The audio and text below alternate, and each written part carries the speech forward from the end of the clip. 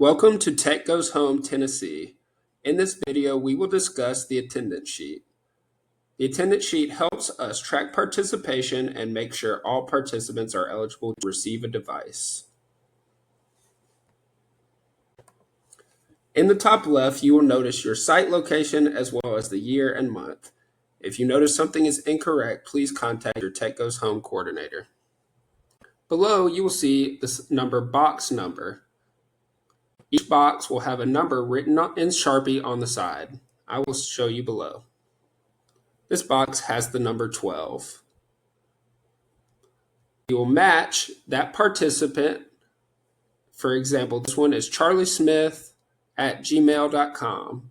He is the 12th spot on the attendance sheet, and his device says the number 12. You will then enter his email.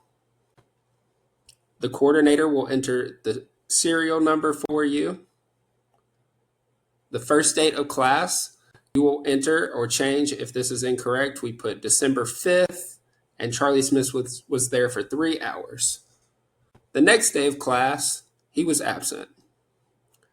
We made up the date, 3 hours the next day. At the end of class, you want to make sure that all participants have a total of 15 hours. On the first or second day of class, your participants will take the pre-survey. You can find that link here.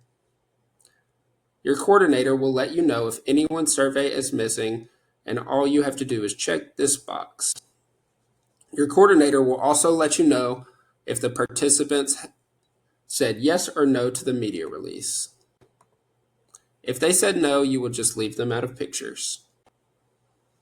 On the last day of class, your participants will take the post-training survey. You can find that link here.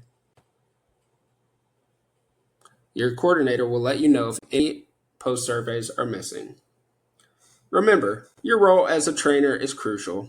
By maintaining accurate attendance records, you contribute to the overall success of Tech Goes Home.